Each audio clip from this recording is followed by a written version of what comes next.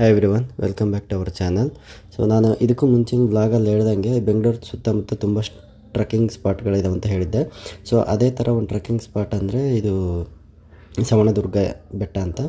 So ಇದು trekking ನಮಗೆ ತುಂಬ ಸ್ಪೆಷಲ್. ಯಾಕಂದ್ರೆ ನಾವು ಲಾಸ್ಟ್ ವೀಕ್ ಬಂದಿದ್ದೀವಿ ರೀ ಇಲ್ಲಿಗೆ. ಬಂದು ಏನಾಗಿತ್ತಂದ್ರೆ ನಮಗೆ ಗೊತ್ತಿರಲಿಲ್ಲ ಪ್ರೀ ಬುಕ್ಕಿಂಗ್ ಮಾಡ್ಕೊಂಬರ್ಬೇಕಂತ.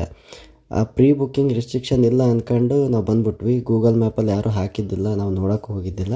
ಬಂದುಬಿಟ್ವಿ. ಅಲ್ಲಿ ಬಂದಮೇಲೆ ಹೇಳ್ತಾರೆ ಅವರು, ಹೆಂಗಪ್ಪ ಅಂದ್ರೆ ನೀವು ಬುಕ್ಕಿಂಗ್ ಮಾಡ್ಕೊಂಬರಲೇಬೇಕು, ನಿಮ್ಗೆ ಆಪ್ಷನ್ನೇ ಇಲ್ಲ, ನಾವು ಬಿಡೋದಿಲ್ಲ, ನೀವು ಎಕ್ಸ್ಟ್ರಾ ಅಮೌಂಟ್ ಕೊಟ್ರೂ ನಾವು ಬಿಡೋದಿಲ್ಲ ಅಂತ ತುಂಬ ಹೊತ್ತು ರಿಕ್ವೆಸ್ಟ್ ಮಾಡಿದ್ವಿ ಬಿಡಲಿಲ್ಲ ಅವರು. ಸೊ ಅದಕ್ಕೆ ನಾವೇನು ಮಾಡಿದ್ವಿ, ಅಲ್ಲಿಂದ ಶಿವಗಂಗೆ ಬೆಟ್ಟ ಹೋದ್ವಿ. ಶಿವಗಂಗೆ ಟ್ರೆಕ್ಕಿಂಗ್ ಮುಗಿಸ್ಕೊಂಡು ಮನೆಗೆ ಹೋದ ತಕ್ಷಣ ನಾವೆಲ್ಲ ದೋಸ್ತರು ಕೂಡಿ ಮಾಡ್ಬಿಟ್ವಿ, ಡಿಸೈಡ್ ಮಾಡೇಬಿಟ್ವಿ ಆಗಿದ್ದು ಆಗಲಿರಲ್ಲ, ಇವತ್ತು ಬುಕ್ ಮಾಡಿ ನೆಕ್ಸ್ಟ್ ವೀಕ್ ಹೋಗಲೇಬೇಕಾ ಅಂತೇಳಿ. ಸೊ ಹೋದ್ವಿ, ಬುಕ್ ಮಾಡಿದ್ವಿ. ಅವಾಗ ನನಗೆ ಏನು ಆಶ್ಚರ್ಯ ಆಯ್ತಂದ್ರೆ, ಒಂದು ವಾರ ಐತ್ರಿ, ಈ ಸ್ಯಾಟರ್ಡೆ ಬಿಟ್ಟು ನೆಕ್ಸ್ಟ್ ಸ್ಯಾಟರ್ಡೆಗೆ. ಆದರೆ ಆಲ್ರೆಡಿ 60 ಟಿಕೆಟ್ಸ್ ಬುಕ್ ಆಗಿ ಹೋಗಿದ್ವು, ಇನ್ನು 40 ಇದ್ವು. ಬುಕ್ ಮಾಡ್ಕೊಂಡು ಕಾಯ್ತಾ ಕೂತಿದ್ವಿ ಸ್ಯಾಟರ್ಡೆ ಯಾವಾಗ ಬರುತ್ತೆ, ವೀಕೆಂಡ್ ಯಾವಾಗ ಬರುತ್ತೆ ಅಂತ. ಸೊ ಫೈನಲಿ ಬಂತು, ಇವತ್ತು ಸ್ಯಾಟರ್ಡೆ, ನಾವಿಲ್ಲಿಗೆ ಬಂದ್ವಿ. ಸೊ ನೀವು ನೋಡ್ಬೋದು, ಈ ಒಂದು ಆ್ಯಂಗಲಿಂದ ತೋರಿಸ್ತೀನಿ ಎಷ್ಟು ದೊಡ್ಡದಾಗಿದೆ ಅಂತ. ಅಷ್ಟು ದೊಡ್ಡದಾಗಿರೋ ಬೆಟ್ಟ ಹತ್ತಬೇಕಿತ್ತು ನಾವು ಇವತ್ತು. ತುಂಬ ಬೇಗ ಅಂದರೆ ತುಂಬ ಬೇಗನೆ ಹೋಗಿದ್ವಿ. ಆಲ್ಮೋಸ್ಟ್ ಒಂದು 6:30 6:45 ಆಲ್ರೆಡಿ ಅಲ್ಲಿ ರೀಚ್ ಆಗಿದ್ವಿ. ಸೊ ರೀಚ್ ಆಗಿದ್ವಿ. ಇಲ್ಲಿ ಇದು ಇಲ್ಲಿ ಪಾರ್ಕಿಂಗ್ ಮಾಡಿ ಇಲ್ಲಿಂದ ನಾವೇನು ಮಾಡಿದ್ವಿ, ಡೈರೆಕ್ಟ್ ಟಿಕೆಟ್ ಕೌಂಟ್ರ್ ಹತ್ರ ಹೋದ್ವಿ. ಟಿಕೆಟ್ ಕೌಂಟ್ರ್ ಅಂದರೆ ಅಲ್ಲಿ ಫಾರೆಸ್ಟ್ ಆಫೀಸರ್ ಥರ ಒಬ್ರು ಇರ್ತಾರೆ. ಸೊ ಅವ್ರ ಹತ್ರ ಹೋಗಿ ಎಂಟ್ರಿ ಮಾಡಿಸಿದ್ವಿ. ಸೊ ನಿಮಗೆ ಒಂದು ಹೇಳೋಕ್ಕೆ ಇಷ್ಟಪಡ್ತೀನಿ, ಇದು ವೆಬ್ಸೈಟು ಲಿಂಕು ಡಿಸ್ಪ್ಲೇ ಆಯ್ತಲ್ಲ, ಅದನ್ನ ಡಿಸ್ಕ್ರಿಪ್ಷನೆಲ್ಲ ಹಾಕಿರ್ತೀನಿ, ಅದನ್ನ ಯೂಸ್ ಮಾಡ್ಕೊಂಡು ನೀವು ಬುಕ್ ಮಾಡ್ಕೋಬೋದು ಟಿಕೆಟ್ಸ್ನ. ಸೊ ಬುಕ್ಕಿಂಗ್ ಇಲ್ಲದೆ ಹೋಗಬೇಡ್ರಿ, ಯಾವುದೋ ಆಪ್ಷನ್ ಇಲ್ಲ, ಅವ್ರು ಬಿಡೋದೇ ಇಲ್ಲ ಅಂತ ಹೇಳೋದಂದ್ರೆ ಪಕ್ಕ. ಅದು ಮಾತ್ರ ನೀವು ಅಲ್ಲಿಗೆ ಹೋಗಿ ಮತ್ತೆ ಡಿಸಪಾಯಿಂಟ್ ಆಗಿ ವಾಪಸ್ ಬರೋದು ಬೇಡ. ಪ್ರೀ ಬುಕ್ಕಿಂಗ್ ಮಾಡ್ಕೊಂಡು ಹೋಗೋದು ಒಳ್ಳೇದು ನನ್ನ ಪ್ರಕಾರ. ಸೊ ಇಷ್ಟಾಯಿತು. ಸೊ ಇಷ್ಟಾದಮೇಲೆ ಅಲ್ಲಿ ಟಿಕೆಟ್ ಎಂಟ್ರ್ ಮಾಡಿಸಿ ನಾವು ಆಮೇಲೆ ಹೋಗಿ, ಯಾಕಂದರೆ ಅಲ್ಲಿ ಮೇಲೆ ಏನು ತಿನ್ನೋಕೆ ಏನೂ ಸಿಗೋದಿಲ್ಲ, ಕುಡಿಯೋಕೆ ನೀರು ಸಿಗೋದಿಲ್ಲ, ಯಾಕಂದರೆ ಅಲ್ಲಿ ಶಾಪ್ಗಳು ಯಾವುದೇ ಇಲ್ಲ. ಯಾಕಂದರೆ ಅದು ಏಕಶಿಲಾ ಬೆಟ್ಟ ಆಗಿರೋದ್ರಿಂದ ಸೊ ಅಲ್ಲಿ ಯಾರೂ ಅಷ್ಟು ಮೇಲೆ ಹೋಗಿ ಯಾರೂ ಮಾರೋದು ಇಲ್ಲ. ಹಾಗಾಗಿ ನಾವು ಅಲ್ಲೇ ಸ್ನ್ಯಾಕ್ಸ್ ಎಲ್ಲ ತಗೊಂಡು ಹೊರಟ್ವಿ. ಇದು ಎಂಟ್ರೆನ್ಸು. ಈ ಕಡೆಗೆಲ್ಲ ಬೇಲಿ ಹಾಕ್ಯಾರ್ರಿ. ಯಾಕಂದ್ರೆ ಯಾವ ಕಡೆಯಿಂದನೂ ಜನ ಮ್ಯಾಕ್ ಹೋಗಬಾರ್ದು, ಮ್ಯಾಕ್ ಹೋಗಿ ಮತ್ತು ಗೈಡ್ ಇಲ್ಲಂಗೆ ಮ್ಯಾಕ್ ಹೋಗಿ ಸಮಸ್ಯೆ ಮಾಡ್ಕೋಬಾರ್ದು ಅಂತೇಳಿ. ಸೊ ಹೊಂಟ್ವಿ. ಫಸ್ಟಿಗೆ ನೋಡಿದ್ವಿ, ನೀರು ಎಷ್ಟು ಚೆನ್ನಾಗಿ ಹರಿತಾ ಇತ್ತು. ಇದು ಬೆಟ್ಟದ ಮ್ಯಾಗಿಂದ ಬರ್ತಾ ಇರೋ ನೀರು. ನೀವು ಅದ್ರ ಸೌಂಡ್ ಕೇಳಿಸ್ಕೋಬೋದು. ಇವಾಗ ನಿಮಗೆ ಅದರ ಸೌಂಡ್ ಕೇಳಿಸ್ತೀನಿ, ಎಷ್ಟು ಚೆನ್ನಾಗಿತ್ತು ಅಂದರೆ ಆ ನೀರು ಹರಿಯೋ ಸೌಂಡು.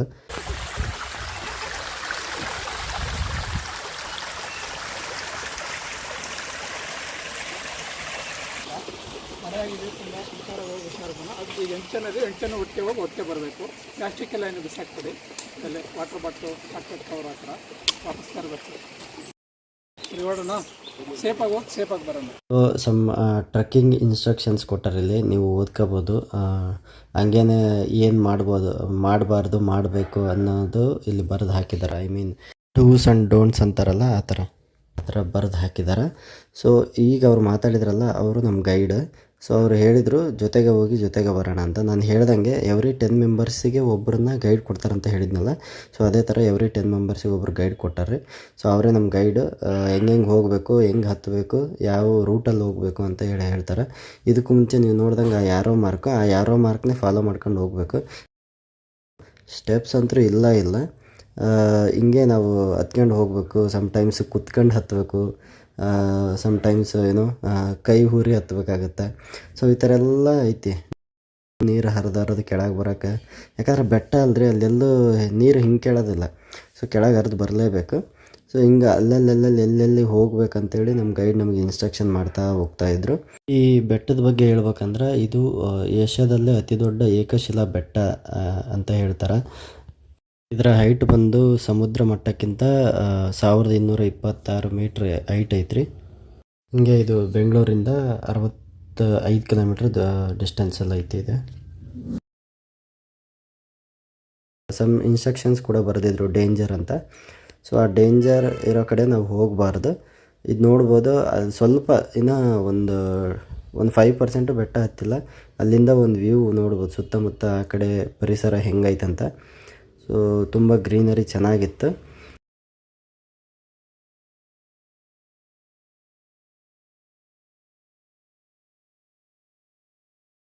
ಸೊ ಆಮೇಲೆ ನೀರೆಲ್ಲ ಬೆಟ್ಟದ ಮ್ಯಾಗಿಂದ ಹರಿದು ಕೆಳಗೆ ಹೋಗ್ತೈತೆ.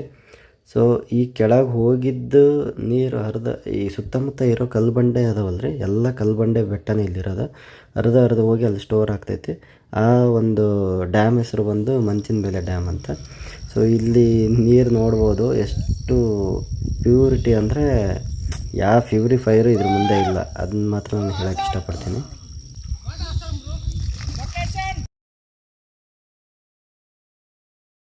ಸೊ ಅಲ್ಲಿಂದ ಮತ್ತೆ ಹೊರಟ್ವಿ. ನಮ್ಮದು ಅಲ್ಲಿಗೆ ಇನ್ನೂ ಏನಂತಾರೆ ಕಾಲ್ಭಾಗ ಜರ್ನಿನೂ ಮುಗ್ದಿದ್ದಿಲ್ಲ.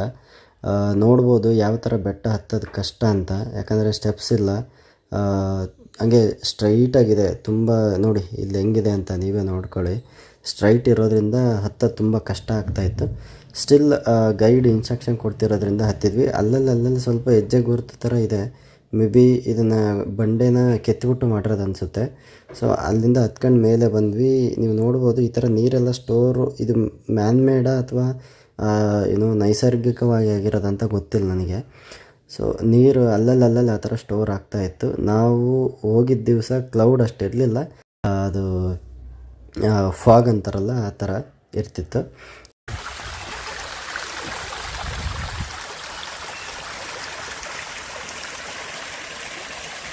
ಸೊ ಅದಾದಮೇಲೆ ಇಲ್ಲಿ ನೋಡ್ಬೋದು, ಇಲ್ಲಿ ಯಾವುದೋ ಒಂದು ಈ ಥರ ಮಂಟಪ ಇತ್ತು, ಈ ಥರ ಕಟ್ಟಿರೋದು ನೋಡಿದೆ. ಅದೆಲ್ಲ ಆಲ್ರೆಡಿ ಏನಂತಾರೆ ಶಿಥಿಲಾವಸ್ಥೆ ಅಂತಾರಲ್ಲ ಆ ಥರ ಬಂದಿತ್ತು. ಬಟ್ ಏನಪ್ಪ ಅಂದ್ರೆ ಆಗಿನ ಕಾಲದಲ್ಲಿ ಕಟ್ಟಿದ್ರಿಂದ ಅದು ಅಷ್ಟು ಗಟ್ಟಿಯಾಗಿ ಉಳ್ಕೊಂಡೈತಿ. ಬಟ್ ಅಲ್ಲಿ ಏನೂ ಆ ಥರ ಡೆವಲಪ್ಮೆಂಟ್ ಇಲ್ಲ ಅದರೊಳಗಡೆ. ಸೊ ಇದು ಈಗ ನೋಡಿದ್ರಲ್ಲ ಅದು ಕಲ್ಯಾಣಿ. ಸೊ ನಮಗೆ ಗೊತ್ತಿಲ್ಲ, ನಾನು ನೀರು ನಿಂತಿರೋ ಪ್ಲೇಸ್ ಅಂದ್ಕೊಂಡೆ, ಬಟ್ ಅದು ಕಲ್ಯಾಣಿ ಅಂತ ಅವ್ರು ಹೇಳಿದರು. ಸೊ ಇಲ್ಲೊಂದು ಮಂಟಪ ಥರ ಇತ್ತು ಹೇಳಿದರು. ಸೊ ಅಲ್ಲೆಲ್ಲ ಫೋಟೋ ಎಲ್ಲ ತಗೊಂಡು ಮುಂದೆ ಹೊರಟ್ವಿ. A few moments later.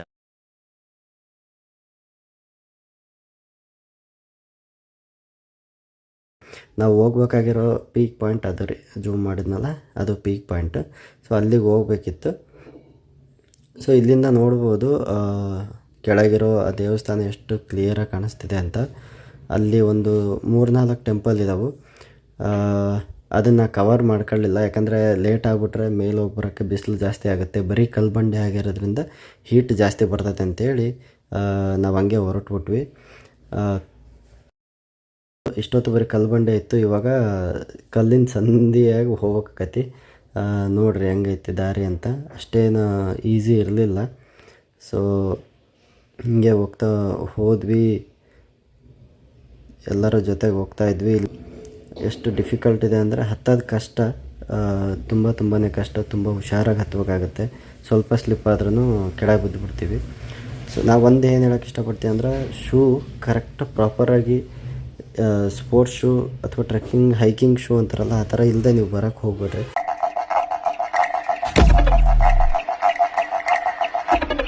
ಈ ಮಾಮೂಲಿ ಶೂ ಬರ್ತಾವಲ್ಲ ಆ ಥರ ಹಾಕ್ಕೊಂಡು ಹೋದ್ರೆ ಹತ್ತಕ್ಕಾಗೋದೇ ಇಲ್ಲ. ನೀವು ಕೈಯಾಗಿ ಹಿಡ್ಕೊಂಡು ಹತ್ಬೇಕಾಗತ್ತೆ, ಇಲ್ಲ ಬರೀ ಕಲ್ಲಿಗೆ ಹತ್ಬೇಕಾಗತ್ತೆ. ಸೊ ಶೂ ಅಂತೂ ತುಂಬ ಮ್ಯಾಂಡೇಟ್ರಿ ಈ ಟ್ರೆಕ್ಕಿಂಗ್ ಮಾಡೋಕ್ಕೆ. ಸೊ ಫೈನಲಿ ನಾವು ಮೇಲೆ ಬಂದ್ಬಿಟ್ಟು ನೀವು ನೋಡ್ಬೋದು, ಇದು ಪೀಕ್ ಪಾಯಿಂಟು. ಇಲ್ಲೂ ಶಿವನಂದಿ ಇತ್ತು. ಇದು ಆವಾಗಿನ ಕಾಲದಾಗ ಕಟ್ಟಿರೋದು ಪೀಕ್ ಪಾಯಿಂಟ್ ಎಡ್ಜಲ್ಲಿ ಕಟ್ಟಿದ್ದಾರೆ. ತುಂಬ ಚೆನ್ನಾಗಿತ್ತು. ಸೊ ಅಲ್ಲಿಂದ ದರ್ಶನ ಮಾಡ್ಕೊಂಡು ನಿಮಗೊಂದು ವ್ಯೂ ತೋರಿಸ್ತೀನಿ ನೋಡಿರಿ. ಇಲ್ಲಿ ಗಾಳಿ ಫೋರ್ಸ್ ಹೆಂಗಿತ್ತು ಅಂದರೆ, ಅಷ್ಟು ಮೇಲೆ ಬಂದಮೇಲೆ ಸಖತ್ ಫೋರ್ಸ್. ಹಿಂಗೆ ಮೊಬೈಲ್ ಈ ಕ್ಯಾಮ್ರಾ ಹಿಂಗೆ ಹಿಡ್ದಾಗ ಕ್ಯಾಮ್ರಾ ಕೈಯಿಂದ ಬಿದ್ದುಬಿಡುತ್ತೇನೋ ಅನ್ನೋ ಭಯ ಇತ್ತು. ಆ ಲೆವೆಲ್ಲಿಗೆ ಫೋರ್ಸ್ ಇತ್ತು. ಆ ಅಪೋಸಿಟ್ ಇರೋ ಬೆಟ್ಟಕ್ಕೆ ಕನೆಕ್ಷನ್ ಇಲ್ಲ, ಇಲ್ಲಾಂದ್ರೆ ಆ ಕಡೆಯೂ ಹೋಗ್ಬೋದಿತ್ತು. ಮೇ ಬಿ ಅದನ್ನು ಹತ್ತೋಕ್ಕೆ ಇನ್ನೊಂದು ಕಡೆಯಿಂದ ವೇ ಇದೆ ಅನಿಸುತ್ತೆ, ನಾನು ಕೇಳಲಿಲ್ಲ ಅವರಿಗೆ. ಸೊ ಎಲ್ಲ ಕಲ್ಲು ಬಂಡೆ. ಆಗಲೇ ಹೇಳ್ದಂಗೆ ಇದು ಏಷ್ಯಾದ ಅತಿ ದೊಡ್ಡ ಏಕಶಿಲಾ ಬೆಟ್ಟ ಅಂತ. ಸೊ ಇದು ನಮ್ಮ ಟ್ರೆಕ್ಕಿಂಗ್ ಇಲ್ಲಿ ಪೀಕ್ ಪಾಯಿಂಟ್. ಇಲ್ಲಿ ಬಂದು ಗೈಡ್ ಹೇಳಿದರು, ಇದೊಂದು ಅರ್ಧ ಗಂಟೆ 1 ಅವರ್ ನೀವು ಆರಾಮಾಗಿ ಕುತ್ಕೊಂಡು ಟೈಮ್ ಸ್ಪೆಂಡ್ ಮಾಡಿರಿ, ಆಮೇಲೆ ಹಿಡಿದು ಹೋಗೋಣ ಅಂತೇಳಿ. ಸೊ ಇಲ್ಲಿಂದ ಕುತ್ಕೊಂಡು ಟೈಮ್ ಸ್ಪೆಂಡ್ ಮಾಡಿದ್ವಿ.